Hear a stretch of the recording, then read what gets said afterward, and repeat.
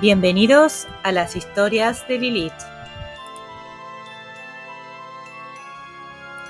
Hola a todos, bienvenidos al capítulo 7 del amigo de Maigret.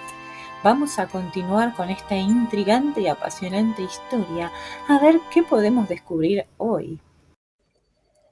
Capítulo 5. El boulevard de Batignolles, con sus hileras de árboles, estaba desierto y sombrío, pero en su extremo, por contraste, se veía la plaza Clichy brillantemente iluminada. Jean-Pierre salió de la oscuridad. La punta enrojecida de su cigarrillo encendido destacaba en la negra noche. Han llegado a pie y del brazo. El hombre es bajito, de patas cortas y muy movedizo. La chica es joven y guapa. Ya puedes ir a acostarte, si no, tu mujer se enojará conmigo. Tan pronto como estuvo en el pasillo mal aclarado, Maigret reconoció el olor. Recién llegado a París, había vivido en un hotel del mismo tipo, en Montparnasse, que se llamaba el Hotel La Reine Morte. ¿De qué reina debía tratarse? Nadie se lo había podido decir nunca. Los dueños eran auverneses y velaban ferozmente para que nadie cocinara en las habitaciones. Todo allí olía a sábanas calientes, a vidas humanas apretujadas. La placa en mármol que había fuera decía como en la Reine Morte: habitaciones al mes, a la semana y al día, todo confort, cuartos de baño. No precisaban que solo había un cuarto de baño por piso y que había que hacer cola para utilizarlo. En la entrada encontró a una mujer en zapatillas y peinador, con unos cabellos como de estopa, que estaba echando las cuentas del día delante de una mesa cilíndrica y con un tablero de llaves detrás. El señor Bodard, por favor. Sin mirarle siquiera, murmuró: cuarto piso, habitación 68. No había ascensor. La alfombra de la escalera estaba deshilachada y el olor se hacía cada vez más denso a medida que se iba subiendo. Maigret llamó a la puerta que tenía el número 68. Era la del final del pasillo. Al principio no le contestó nadie. A la tercera llamada, una voz de hombre más bien agresiva dijo: ¿Quién es? Quisiera hablar con el señor Bodard. ¿Para qué? Me parece que será mejor que no ponga a todos los huéspedes del hotel al corriente gritando delante de la puerta. ¿No podría usted volver otro día? Es urgente. ¿Quién es usted? Si abre un poco la puerta podré decírselo. Se oyó un ruido en la cama. La puerta se entreabrió y Maigret vio una verdadera cascada de cabellos rojos y rizados, una cara de boxeador y un cuerpo desnudo que se ocultaba en parte tras la puerta. Sin decir nada, el comisario enseñó su placa. ¿Tiene usted la intención de arrestarme?, le preguntó Bodard sin que en su voz se notase ni miedo ni inquietud. No, solo quiero hacerle algunas preguntas. Bueno, es que no estoy solo. Tendrá que esperar un momento. La puerta se volvió a cerrar. Maigret oyó voces y también idas y venidas. Transcurrieron más de 5 minutos antes de que se abriera la puerta, cuando ya el comisario se había sentado en un peldaño de la escalera. Pase. La cama estaba abierta. Una muchacha acababa de peinarse sus negros cabellos ante el espejo que había encima del tocador. A Maigret le parecía que había vuelto 35 años atrás, tanto le recordaba todo aquello al ambiente de la Reine Morte. La chica llevaba un traje de algodón, iba sin medias y calzaba sandalias. Parecía de muy mal humor. Supongo que me tengo que marchar, ¿no? Es preferible, contestó el pelirrojo. ¿Cuándo te volveré a ver? Bodard se quedó mirando a Maigret con aire interrogativo. Dentro de una hora. El comisario afirmó con un movimiento de cabeza. Espérame en la cervecería. La chica se quedó mirando a Maigret de los pies a la cabeza con una mirada que no tenía nada de apacible. Cogió su bolso y salió. Perdone por haber llegado en tan mal momento. No le esperaba tan pronto. Pensé que tardarían 2 o 3 días en encontrarme. Se había limitado a ponerse un pantalón. Llevaba el torso desnudo, un torso fuerte, musculado, que compensaba su corta talla. Eran las piernas las que tenía cortas. En los pies tampoco llevaba nada. Iba descalzo. Si quiere sentarse. Bodard se sentó al borde de la cama deshecha, y Maigret se instaló en el único sillón, muy poco confortable, por cierto, que había en la habitación. Supongo que ha leído usted el periódico. Claro. No parecía un mal tipo. aunque estuviera mal dispuesto contra su visitante por haberle interrumpido en momento tan poco oportuno, se le notaba que era un buen chico y sus ojos claros expresaban un gran optimismo. No era hombre para preocuparse ni para tomarse la vida trágicamente. ¿Es usted Maigret? Me lo imaginaba más gordo, y no creía que un comisario fuera a llamar a la puerta. Pues va, ya lo ve. Naturalmente, viene usted a hablarme de la pobre Josie. Encendió un cigarrillo. ¿No ha detenido aún a nadie? Maigret sonrió. Hasta ahora era el pelirrojo quien hacía las preguntas. Los papeles se habían trocado. ¿La portera le ha hablado de mí? Aquella no es una mujer, es un monumento. Yo diría incluso que es un monumento funerario. Le entra a uno frío en la espalda solo por verla. ¿Cuánto tiempo hace que conocía usted a Josephine Papet? Espere, estamos en junio. Fue el día siguiente de mi cumpleaños, o sea, el 19 de abril. ¿Dónde la encontró? Llamando a su puerta. Aquel día había llamado a todas las puertas de la casa. Es mi trabajo, si es que a eso puede llamársele así. Ya le deben haber dicho que soy agente de seguros. Sí, ya lo sé. Nos dan 2 o 3 barrios y tenemos que recorrerlos de arriba abajo. ¿Se acuerda usted de qué día de la semana era? Sí, era jueves. Me acuerdo por el detalle de mi cumpleaños. Todavía tenía la garganta hecha polvo de tanto beber. ¿Era por la mañana? Sí, hacia las 11. ¿Estaba sola ella en casa? No, había allí un tipo larguirucho que le estaba diciendo adiós, me voy. Se me quedó mirando fijamente y se fue. ¿Qué tipo de seguros ofrece usted? De accidentes y vitalicios. Un buen truco que tiene buenos éxitos. No hace mucho tiempo que me dedico a esto. Antes era camarero. ¿Por qué cambió de oficio? Como usted dice, para cambiar. También había sido vendedor de feria, cosa aún más difícil que lo de los seguros. Hay que tener más palique todavía, pero lo de los seguros hace más respetable. Es un oficio más fino. La señorita Papet era su cliente, según cómo se mire. Se divertía enormemente. La encontré vestida con un albornoz, con un pañuelo atado a la cabeza y con un aspirador en medio de la habitación. Le empecé a hacer la propaganda y durante todo este tiempo no la perdía de vista. No era muy joven ya, pero estaba bien, y me daba la impresión de que ella, por su parte, no me encontraba del todo mal. Me dijo que los seguros de vida no le interesaban por la sencilla razón de que ella no tenía herederos, y que su dinero iría Dios sabe dónde. Entonces yo le hablé de otro tipo de seguros, de esos que a los 60 años les dan una suma grande o antes en caso de accidentes o enfermedades. Y mordió el anzuelo. No decía ni que sí ni que no. Entonces, como siempre, me jugué el todo por el todo. No puedo evitarlo. Es mi carácter. A veces se indignan y recibo un bofetón, pero vale la pena probar, aunque la cosa solo salga bien una vez de cada 3. Y esta vez fue un éxito. Completo. ¿Cuánto tiempo hace que conoce a esta chica que estaba aquí con usted? ¿A quién? ¿A Olga? Desde ayer. ¿Dónde la conoció? En un self-service. Es dependienta en unos almacenes de saldos. Por cierto que usted me ha impedido saber lo que vale. ¿Cuántas veces había visto usted a Josephine Papet? No las conté. 10 veces, 12 tal vez. ¿Le había dado la llave de su piso? No, llamaba a la puerta. ¿Le había fijado día? No, solo me dijo que no estaba el sábado y el domingo. Le pregunté si aquel tipo alto de cabellos grises era su marido y me dijo que no. ¿Lo volvió usted a ver? Sí, 2 veces. Tuvo ocasión de hablarle. No creo que le fuera muy simpático. Me miraba con muy malos ojos y se marchaba en cuanto yo llegaba.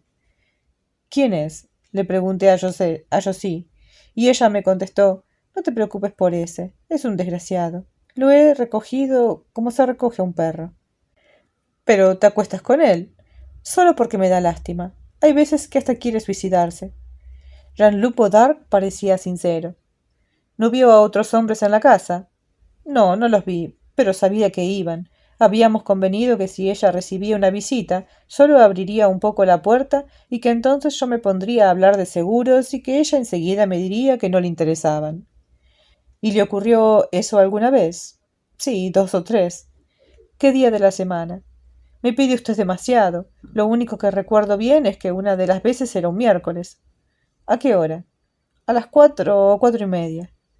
El miércoles era el día de Paré, y el hombre de las vías navegables le había afirmado que él nunca iba a la calle Notre-Dame de Lorette antes de las 5:30 o las 6. ¿Él lo vio? No creo. La puerta apenas estaba entreabierta. Maigret lo estaba mirando con aspecto preocupado. ¿Qué sabe usted de ella? Poca cosa. Lo que sí recuerdo es que hablando me dijo un día que era de Dieppe. Al pelirrojo no le había mentido. El comisario del barrio había llamado a Dieppe para hablar del entierro y de la herencia. La llamada Josephine Papet efectivamente había nacido allí 34 años antes y era hija de un tal Héctor Papet, pescador, y de Leontine Marchand, una criada. Nadie sabía que tuviera parientes en la ciudad. ¿Por qué le había dicho la verdad a Bodard y en cambio a los otros les había dicho lugares distintos a todos? Trabajó algún tiempo en un boat antes de encontrar a un hombre de gran posición, un industrial, que vivió varios meses con ella. ¿No le dijo de dónde sacaba sus recursos? Sí, algo me dijo que de unos amigos ricos que venían a visitarla de vez en cuando. ¿Sabe usted cómo se llaman? No, pero a veces me decía. Ese cojo ya me está hartando, pero le tengo un poco de miedo. Yo sí le temía al cojo. De hecho, muy tranquila no creo que estuviera nunca, por eso guardaba un revólver en la mesita de noche. ¿Se lo enseñó ella? Sí. ¿Y a usted no le temía? Bromea usted. ¿A quién le puedo dar miedo yo? Y era verdad que su cara simpática resultaba tranquilizadora. Todo resultaba tranquilizador en su persona, desde sus cabellos espesos y rojos hasta sus cortas piernas que sustentaban su fuerte torso. No parecía que tuviera 30 años. Posiblemente iba a ser uno de esos hombres que toda la vida parecen unos muchachos. Le hacía regalos, yo sí. Se levantó y fue hasta la cómoda, abrió un cajón y volvió con una petaca de plata. Me dio esto. ¿Y dinero? Oiga. Estaba ofendido y casi furioso. Perdone, en mi trabajo tengo que preguntar cosas desagradables casi siempre. ¿Le ha preguntado todo esto al larguirucho? ¿Se refiere a Florentín? No sabía que se llamara Florentín. Ese sí que se dejaba mantener. ¿Le habló ella de él? Claro. Yo creía que yo sí lo quería. Al principio tal vez. Le agradaba tener a alguien con quien hablar, alguien con quien no tuviera que fingir y pudiera charlar tranquilamente.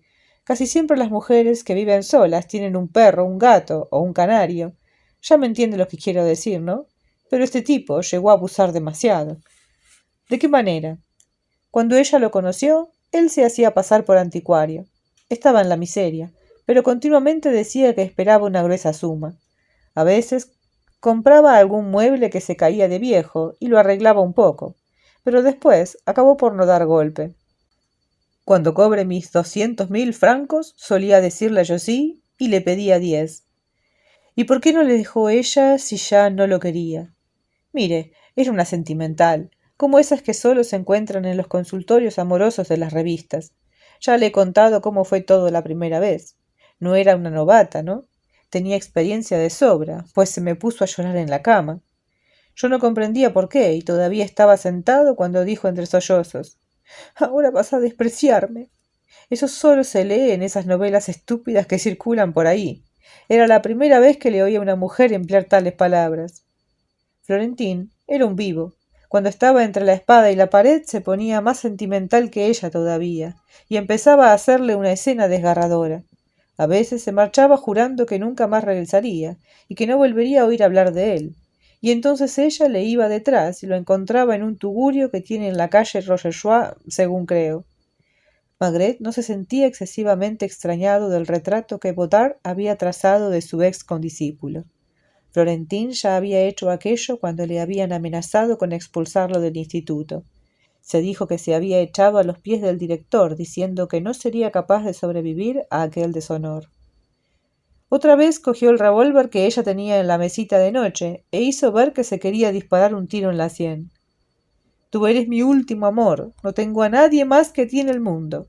Con todas estas historias, ella lo creyó durante algún tiempo, pero últimamente ya empezaba a desconfiar un poco de tanto teatro. Creo que si no lo echaba, era más que nada porque no tenía a nadie para reemplazarle, y la soledad la aterrorizaba. Y entonces llegó usted. Sí.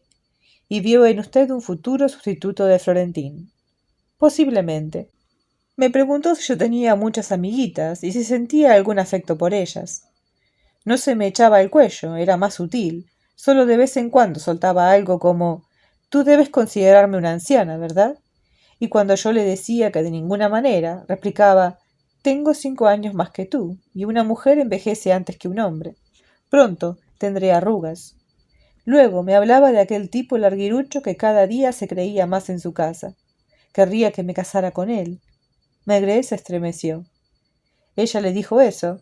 Sí, y añadió que era la propietaria de una casa, que tenía dinero, y que él le proponía comprar un bar o un pequeño restaurante cerca de la puerta de Maillot. Cuando aquel tipo hablaba de mí, siempre lo hacía despreciativamente. Me llamaba el pelirrojo o el piernas cortas. No seas tonta, al final hará de ti lo que quiera, solía decirle. Oiga, Bodard, ¿fue usted a la calle de Notre-Dame de Lorette ayer a la primera hora de la tarde? Ya le comprendo, comisario. Iría bien que yo tuviera una coartada ahora, pero desgraciadamente no la tengo. Durante un tiempo solo mantuve relaciones con Josie, pero no me bastaba. Ayer por la mañana vendí una póliza importante a un viejo de 70 años que le teme al porvenir. Cuanto más viejos son, más les inquieta el futuro. Entonces, como hacía un buen sol y había comido espléndidamente, decidí emprender la búsqueda de una agradable compañera. Anduve de bar en bar por los bulevares. Al principio la cosa no iba muy bien, pero finalmente encontré a Olga, la chica que usted ha visto aquí, y que ahora está esperando en una brasserie 3 casas más allá. No la encontré hasta las 7, y hasta esa hora no tengo ninguna coartada, añadió riendo. ¿Va usted a arrestarme? No. O sea, que la posición de Florentín cada día resulta más difícil en esta casa. Desde luego, si yo hubiera querido, hubiera podido ocupar su sitio, pero no me apetecía nada. Lo sabía él. Supongo que debía olérselo. No es tonto. Además, yo sí debió hacer más de una vez alusión al caso. O sea que si hubiera tenido que eliminar a alguien, lógicamente ese alguien tendría que haber sido usted. Eso parece lógico. Él no podía saber que yo no quería ocupar su sitio y que lo que yo pensaba hacer era dejar a Josie. Me fastidian las sentimentales. ¿Cree usted que él la ha matado? No lo sé, eso no es cosa mía. Además, no conozco a los otros. Puede muy bien ser que hubiera alguno de ellos que se la tuviera jurada. Gracias por todo. No hay de qué. Oiga, no tengo ganas de volverme a vestir ahora. Al pasar quiere decirle a esa chica que el camino está libre y que ella puede subir. Era la primera vez que Maigret tenía que dar un encargo semejante, pero la petición había sido hecha con tanta naturalidad que no se atrevió a decir que no. Buenas noches. Espero que lo sean. Vio la bracería en la que unos cuantos clientes habituales jugaban a las cartas. Era un establecimiento viejo y mal iluminado. El camarero sonrió irónicamente al verle dirigirse hacia la chica. Perdone que haya estado hablando con él tanto tiempo. La está esperando. La chica se había quedado tan sorprendida que no sabía ni qué decir. Maigret, entretanto, se dirigió hacia la puerta. Tuvo que ir hasta la plaza Clichy para encontrar un taxi. Maigret no se había equivocado al pensar que el juez de instrucción Page había sido trasladado recientemente a París. Su despacho estaba en el piso superior del Palacio de Justicia, en la planta en la que los locales todavía no habían sido modernizados. Habríase dicho que todo lo que había allí tenía un siglo y el ambiente recordaba las novelas de Balzac. El escribiente trabajaba sobre una mesa de cocina de madera blanca. La había recubierto de papel de embalar que había sujetado con unas cuantas tachuelas, y el despacho sin aire que debía ser el suyo y que se veía a través de la puerta entreabierta estaba lleno de expedientes que llegaban hasta el techo. El comisario había llamado un poco antes para saber si el magistrado podía recibirle, y éste le había dicho que podía subir enseguida. Siéntese en esta silla, por favor. Es la mejor. Mejor dicho, la menos rota. La pareja se nos rompió la semana pasada bajo el peso de un testigo de 100 kilos. —¿Me permite? —dijo Maigret mientras encendía la pipa. No faltaba más. Las pesquisas emprendidas para encontrar a los familiares de Joséphine de Papet no han dado ningún resultado, y como no podemos dejarla eternamente en el Instituto Médico Legal, Tardaremos semanas o meses tal vez en descubrir a algún primo o alguna prima segunda. ¿No cree usted, señor juez, que en tal caso sería mejor enterrarla? Como no carece de dinero, he depositado en la caja del juzgado los 48.000 francos que usted me había dado, porque no me fío de la cerradura de mi despacho. Si usted me lo permite, me pondré en contacto entonces con una funeraria. Era católica.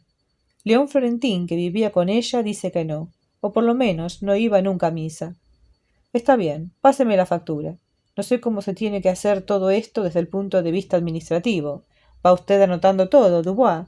Sí, señor juez. El momento tan temido había llegado. Maigret no había tratado de evitarlo. Era él, al contrario, quien había solicitado aquella entrevista. No le he mandado todavía el informe porque aún no estoy seguro de nada. ¿Sospecha usted del hombre con el que vivía? ¿Cómo se llamaba? Florentín. Tengo bastantes razones para sospechar de él, pero aún así sigo dudando. Me parece todo excesivamente fácil. Además, se da el caso de que es compañero mío, del Instituto de Moulins. Es un tipo inteligente, de un ingenio superior al tipo medio. Si no ha triunfado en la vida, ha sido debido a su extraño carácter que le impide aceptar toda disciplina. Estoy seguro de que está persuadido de que vive en un universo lleno de fantoches y que no quiere tomarse nada en serio en la vida. Ha sufrido varias condenas por cheques sin provisión de fondos, pequeñas estafas. Estuvo 1 año en la cárcel, pero sigo considerándole un tipo incapaz de matar. O por lo menos, si lo hubiera hecho, lo habría llevado a cabo de tal modo que no recayera en él la culpa. Lo hago vigilar día y noche. Él lo sabe. Está muy satisfecho de ello, y por la calle hasta se vuelve a hacerles un guiño de vez en cuando a mis inspectores. Era el payaso de la clase. En todas hay uno. Sí, es cierto. Pero a los 50 años ya no hacen gracia. He interrogado a los otros amantes de Josephine Papet. Uno es un funcionario importante cuya mujer está neurasténica. Los otros dos son hombres ricos que gozan de una gran consideración en Burdeos y Rouen, lugares donde residen. Naturalmente, todos creían que eran los únicos que frecuentaban la casa de Josephine Papet en la calle Notre-Dame de Lorette. ¿Les dijo usted la verdad? No solo les dije la verdad, sino que les he mandado un aviso para tener un careo entre ellos a las 3 de la tarde en mi despacho. He hecho avisar también a la portera, porque estoy convencido de que me oculta alguna cosa. Mañana espero poder decirle algo nuevo. 1/4 de hora después, Maigret estaba en su despacho y le encargaba a Lucas que se ocupara del entierro. Luego, dándole un billete, le dijo: «Toma, diles que le pongan algunas flores». A pesar del sol, tan brillante como en los días procedentes, era imposible abrir la ventana debido al fuerte viento que sacudía las hojas de los árboles. Todos aquellos amigos de Josephine Papet, que habían sido citados para las 3, debían de estar aterrorizados. Poco podían llegar a imaginar que Maigret estaba casi tan nervioso como ellos. Se había sentido un poco mejor después de habérselo dicho al juez de instrucción, pero ahora volvía a sentirse inquieto y presa de sentimientos contradictorios. Dos personajes ocupaban continuamente el primer plano en su mente. Florentín, naturalmente, que parecía haberse dedicado a acumular todas las pruebas contra él, y aquella portera de pesadilla cuya imagen le perseguía continuamente. En lo referente a ella, había decidido hacerla ir a buscar personalmente por un inspector, porque de un simple aviso habría sido muy capaz de no hacer caso. Para no pensar más en todo aquello, decidió mirar un poco los expedientes que tenía olvidados, y trabajó con tal intensidad que cuando se dio cuenta ya era la 1 menos 10. Prefirió llamar al Boulevard Richard Lenoir para decirle a su mujer que no iría a comer. Se fue a la brasserie y se sentó en un rincón. Muchos de sus colaboradores estaban en el bar. Había muchos también de la Modane y de los Renseignements Généraux. «Hoy tenemos ternera con salsa. ¿Le va bien?» «Perfectamente. Tráigame una botella de rosado del de siempre, ya sabe». Comió lentamente, rodeado de aquel rumor de conversaciones que cobraba relieve de pronto con algunas risotadas. Después se fue a tomar su café acompañado del vasito de Calvados que el dueño invariablemente le ofrecía. A las 3 menos 1/4 fue a buscar unas sillas a los despachos de los inspectores y las colocó en semicírculo. Has comprendido, Jean-Pierre. Tú vas a buscarla, la haces esperar en un despacho vacío y me la traes solo cuando te lo diga. ¿Cree que cabrá toda en el coche? Bromeó el inspector. El primero en llegar fue Jean-Luc Godard. Venía satisfecho y dándose aires de importancia. Sin embargo, cuando vio las sillas alineadas, frunció las cejas. ¿Es una reunión de familia o un consejo de administración? Un poco de cada cosa. ¿Quiere usted decir que va usted a reunir a todos los que... Exactamente. Perfectamente. A alguno la cosa no le hace gracia, supongo. Había uno, en efecto, que ahora entraba, introducido por el viejo Joseph, que lo miraba todo con aire lúgubre. Recibí su aviso, pero no se me ha dicho... No estará usted solo, en efecto. Siéntese, señor Paré. Iba vestido de negro de arriba a abajo. Se mantenía más tieso todavía que en su despacho, y echaba al pelirrojo unas miradas no exentas de inquietud. Transcurrieron 2 o 3 minutos durante los cuales no se pronunció ni una palabra. François Paré se había sentado al lado de la ventana y permanecía inmóvil con el sombrero negro sobre sus rodillas. Jean-Luc Godard, con una chaqueta deportiva de grandes cuadros, miraba hacia la puerta esperando ver llegar a los otros. El próximo fue Víctor Lamotte, que se sobresaltó extraordinariamente al ver a los demás y que rabiosamente le dijo a Maigret: «¡Es una trampa! Siéntese, se lo ruego». Maigret parecía el dueño de la casa, un dueño impasible y sonriente que recibía a sus huéspedes. «No tiene usted derecho a...» «Ya irá usted a protestar a algún sitio más importante, señor Lamotte. Entretanto, le ruego que se siente». Un inspector hizo entrar a Florentín, que no estaba menos sorprendido que los otros, pero que reaccionó soltando una gran risotada. «¡Ja! ¡Vaya!». Miró a Maigret y le hizo un guiño. A él, que le gustaba tanto las sorpresas, aquella le debía parecer formidable. «Caballeros», dijo, saludando con cómica solemnidad, y se sentó junto a Lamotte, que apartó la silla tanto como pudo para evitar el más ligero contacto. El comisario se quedó mirando el reloj. Las 3 campanadas habían sonado ya hacía algunos minutos, cuando apareció Fernand Courcelles en el umbral de la puerta. Se quedó tan sorprendido que su primer impulso fue dar media vuelta y marcharse. Entre, señor Courcelles, siéntese. Me parece que ya estamos todos». El joven Lapointe, con la máquina preparada en una esquina de la mesa, se mantenía a punto para empezar a tomar nota de lo que pudiera decirse allí de interesante. Maigret se sentó, encendió su pipa y murmuró: «Naturalmente pueden fumar todos los que gusten». Solo el pelirrojo encendió un cigarrillo. Resultaba curioso verlos allí reunidos uno al lado de otro, tan distintos todos. En realidad se dividían en 2 grupos: los que ella había amado, Florentín y Godard, que se miraban de reojo, el antiguo y el nuevo, el viejo y el joven. Sabía Florentín que aquel muchacho de cabellos rojizos habría podido quitarle el puesto. No parecía odiarle, más bien lo miraba con simpatía, como a los 3 graves personajes, aquellos que se habían obstinado en ir a buscar a la calle Notre-Dame de Lorette un poco de ilusión. Nunca se habían visto y sin embargo ninguno de ellos se dignaba echar siquiera una ojeada a su vecino. «Señores, ya saben, supongo, para qué los he reunido aquí. He tenido ocasión de hablar con cada uno de ustedes por separado y de ponerles al corriente de la situación. Son ustedes 5, y desde hace más o menos tiempo todos han tenido relaciones íntimas con Joséphine Papet». Esperó un momento y nadie dijo nada. A excepción de Florentín y en parte del señor Godard, los demás ignoraban todas las existencias de los otros. Es cierto, ¿no? Solo el pelirrojo aprobó lo que decía Maigret con un movimiento afirmativo de cabeza. Florentín parecía divertirse de lo lindo. «El caso es que Joséphine Papet murió y que la mató uno de ustedes». El señor Lamotte se levantó de su asiento y empezó a decir: «Protesto contra...». Daba la impresión de que estaba a punto de marcharse. «Ya protestará después. Siéntese. Todavía no he acusado a nadie. Me he limitado a poner de relieve un hecho. Cada uno de ustedes, excepto uno, dicen que no han puesto los pies en el piso el miércoles entre las 3 y las 4. Pero alguno de ustedes no tiene coartada». Paré levantó la mano. «No, señor Paré, su coartada no vale. Envía a uno de mis hombres a revisar su despacho.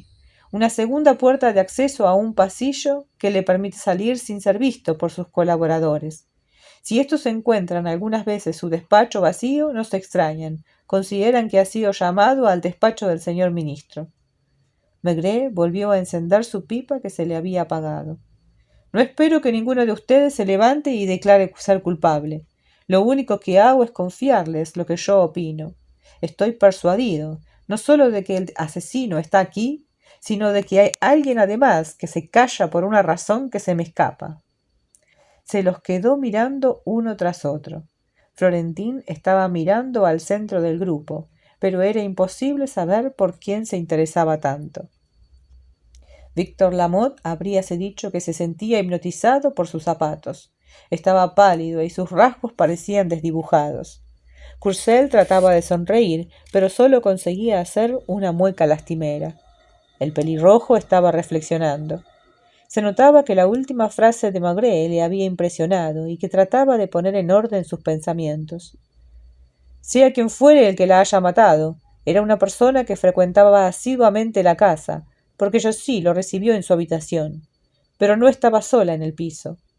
Esta vez todos se quedaron mirando, y después se volvieron a mirar con desconfianza a Florentín. En efecto, León Florentín estaba allí cuando llamaron a la puerta, y como tantas otras veces se fue a ocultar en el guardarropa. El ex condiscípulo de Maigret se esforzaba en mantener una actitud indiferente. ¿Oyó usted una voz de hombre, Florentín? En tales circunstancias no podía tutearlo. Se oye mal desde el guardarropas, solo oí un murmullo. ¿Y qué ocurrió? Al cabo de un cuarto de hora, poco más o menos, oí un disparo. ¿Y entró usted corriendo? No. ¿El asesino huyó? No. ¿Cuánto tiempo se quedó en el piso, pues? Alrededor de un cuarto de hora. ¿Fue él quien se llevó los 48.000 francos que estaban en un cajón de la cómoda? No. Maigret no creyó necesario añadir que había sido Florentín, precisamente quien había intentado apropiárselos. El asesino buscaba algo. Supongo que ustedes en vacaciones debían escribirle a Josie diciéndole que no irían a una de sus citas, por ejemplo. Se les quedó mirando uno a uno. Todos cruzaban y descruzaban las piernas. Ahora se dedicaba sobre todo a examinar las reacciones de los amantes serios, de los que tenían una familia y una buena posición. ¿Le escribió alguna vez usted, señor Lamotte?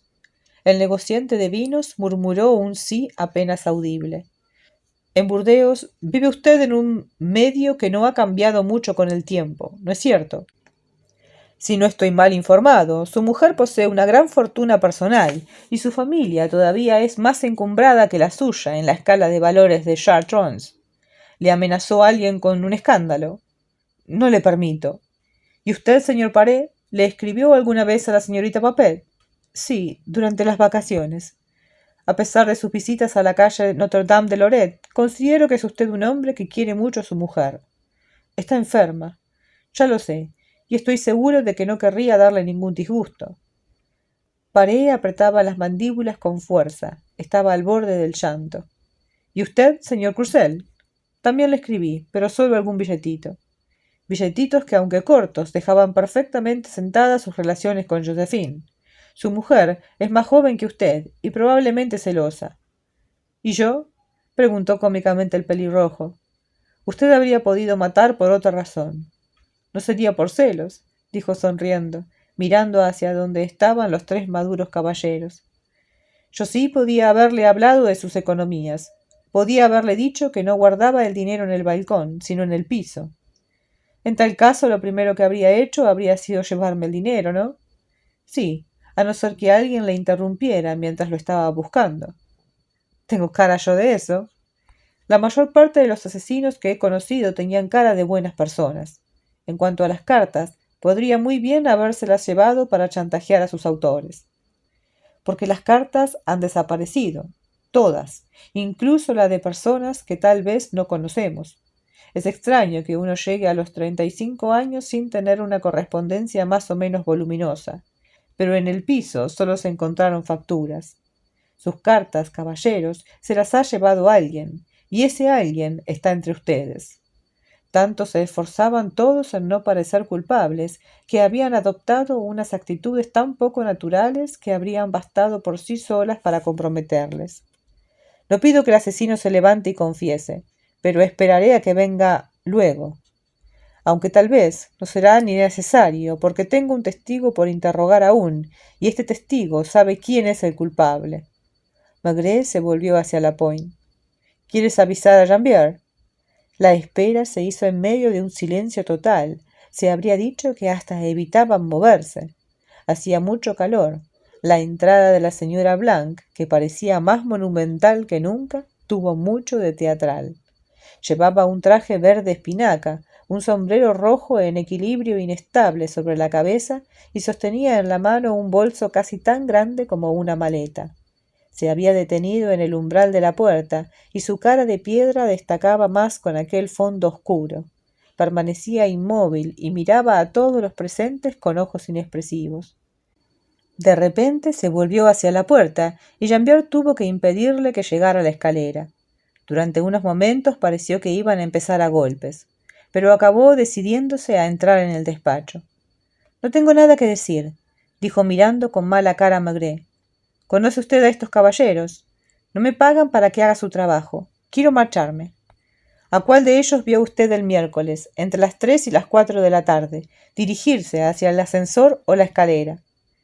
En aquel momento ocurrió algo inesperado. Aquella mujer, de aspecto abotargado, de cara siempre impasible, no pudo contener una sonrisa o algo muy parecido al menos. No cabía duda de que en su cara se leía cierta satisfacción, casi una señal de victoria. Todos la miraban. ¿Cuál de entre ellos parecía el más ansioso? Maigret habría sido incapaz de decirlo. Todos reaccionaron de un modo distinto. Víctor Lamotte estaba pálido de contenida cólera. Fernand Courcelles, al contrario, se había sofocado extraordinariamente. En cuanto a François Paré, parecía un hombre abrumado por la tristeza y la vergüenza. «No quiere contestar», acabó por decir Maigret. «No tengo nada que decir. Escribe esta respuesta en el informe, Lapointe». La portera se encogió de hombros y dijo desdeñosamente, con un extraño resplandor en los ojos: «No me da usted miedo». Bueno, qué capítulo.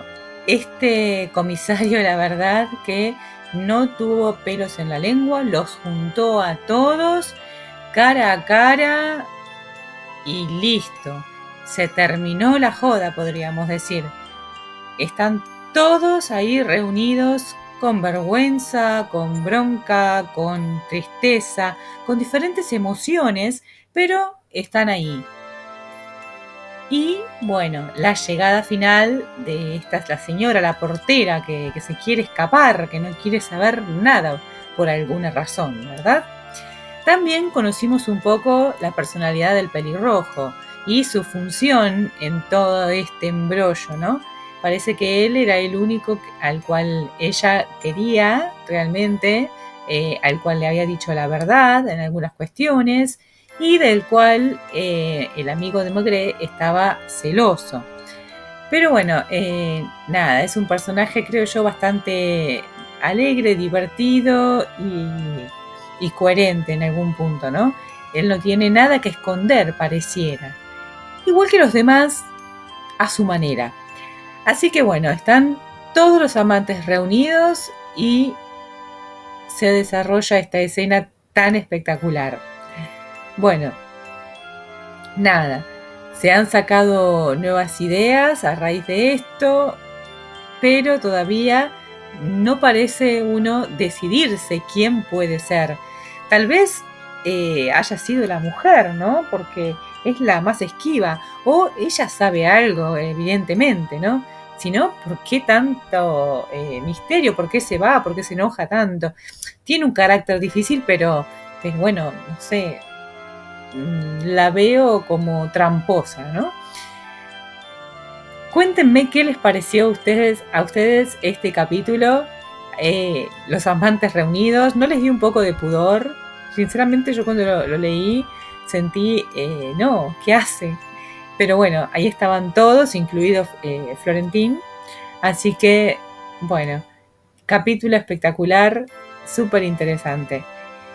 No se pierdan el que sigue, así que para eso les recomiendo suscribirse. También les pido que dejen un like y, como siempre, sus comentarios acerca del capítulo. Los espero la próxima.